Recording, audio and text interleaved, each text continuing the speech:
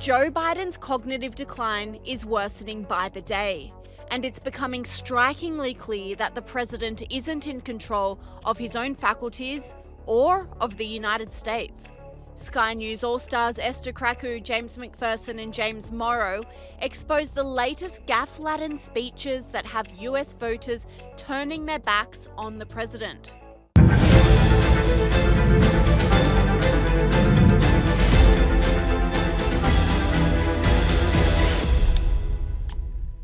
President Joe Biden was invited to give the commencement speech at Morehouse College last week.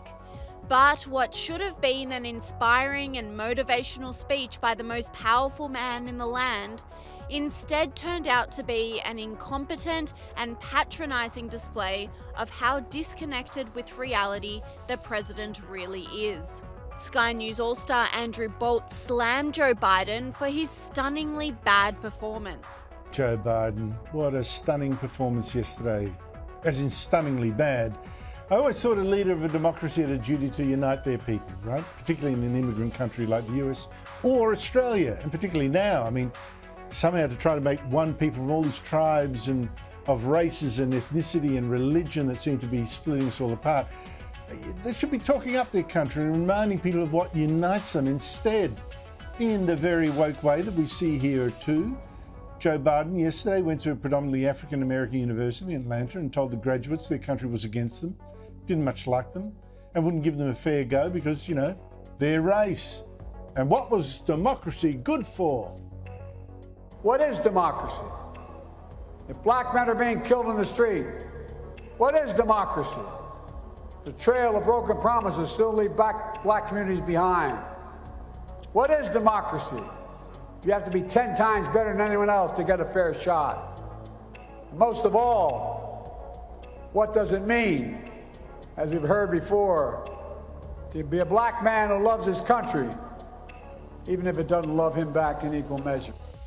Sky News All-Star Esther Kraku agreed, saying the speech was completely shambolic.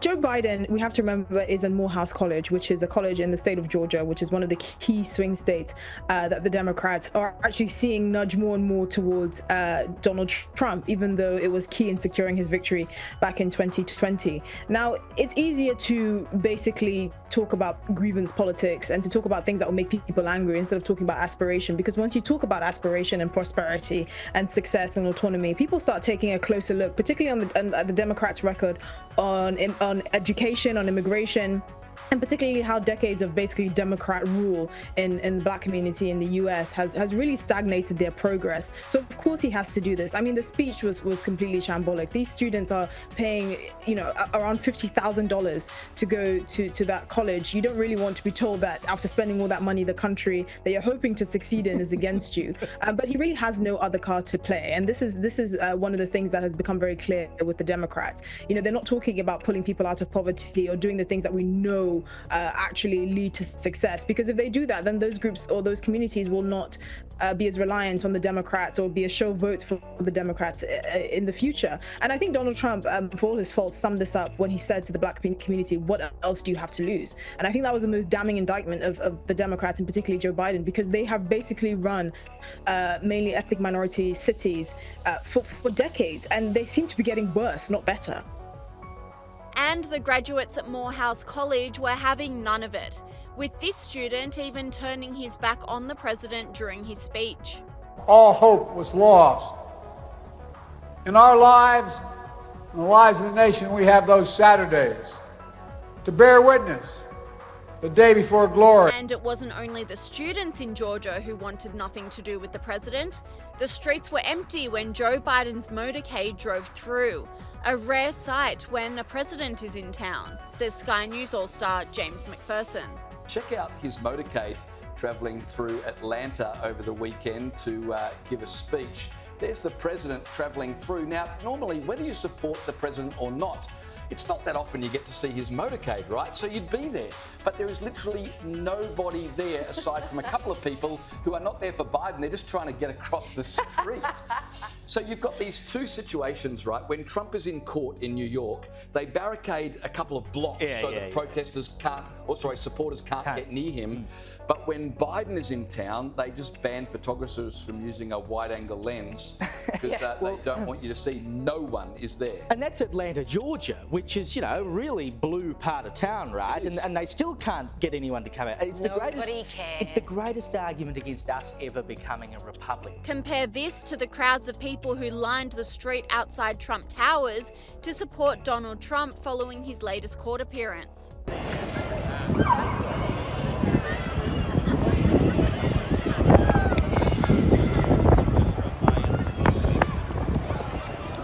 These images have the Democrats in a tailspin, with Sky News All-Star James Morrow saying voters have abandoned Joe Biden. One of the great evils of so-called progressive politics, whether it is the Labour Party in Australia or the Democrats in America, is that they treat everyone, particularly members of minority groups, not as individuals, but as members of a tribe, and say that you have to vote for us because we will protect your group interests, rather than trying to compete for every individual's vote as an individual.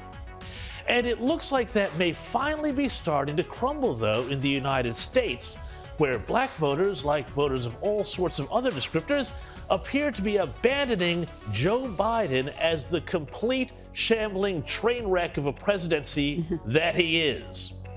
Don't take my word for it. Here's CNN. Look at this number for Donald Trump, 22%. Where was Donald Trump at this point 4 years ago in the polls? He was just at 9% of the vote. So he's seen more than a doubling in his support among African Americans. This margin, which was in the 70s just 4 years ago, look at where it is now, 69 minus 22. That puts it in the 40s. My goodness gracious, if this held through the general election, obviously we're still months away, this would be by far the best performance for a Republican candidate among black voters in a generation, 2 generations, probably since 1960. Well, this has got Biden's handlers in an absolute panic now, as you'd imagine, and they've rushed the president out on, what else? A great big pandering tour to try and stem the bleeding. And ironically, even after Biden's commencement speech to a largely black audience, it's black voters who are turning their backs on the president in droves, says Wrong Speak Publishing founder Adam B. Coleman. Well, we're joined now by Wrong Speak Publishing founder Adam Coleman. Great to have you here on Outsiders, Adam. Got the book behind you, Black Victim, Black Victor, and let's talk about Joe Biden, where he sits in that Black Victim or Black Victor pantheon. Obviously the news has been pretty consistent this week that black men in particular are supporting Donald Trump, but is Biden seriously losing the black vote? Yes, I think he's losing the black vote for the same reasons as that gentleman in that clip was stating. It's mostly economic reasons. We have less buying power, and whoever's in power, we're going to blame. So Joe Biden's in power, he's held responsible for our economic distress.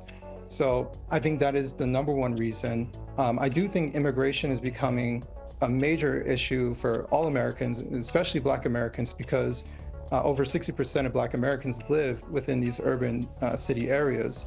And that's where all these people are going, especially in Democrat cities in the north, like Chicago and New York City. And so you're starting to see resources taken away from the people within these cities and basically brought over to support these particular people who aren't even supposed to be here. And it's even worse because Joe Biden has not controlled the border, and he's held responsible for it. And then on top of that, Joe Biden doesn't want to provide any sort of resources for the cities to support the distress of the cities. So I think all types of people, including black Americans within these cities, are blaming Joe Biden for this. And it wasn't only Biden's commencement speech that was a train wreck. The president made a humiliating gaffe trying to say insurrectionist at the NAACP dinner in Detroit, with cringeworthy consequences. He calls the insurrectionists who stormed Capitol Hill patriots. And again, Joe Biden made a word salad out of a routine press conference at the White House this week. And the department has to investigate discrimination aggressively. That's my special envoy to monitor cabinet anti-Semitism, Deborah, you all, where is it? Deborah here? The Republicans are now waiting with bated breath for the first presidential debate, where Donald Trump is expected to smash the president, says Sky News All-Star Alex Stein. But listen, with no audience, that's going to favor Joe Biden. But does he have the advantage? No way. I think Donald Trump is going to actually smash him, because 4 years ago, Joe Biden was bad, but now he's really fallen off a cliff, in my opinion.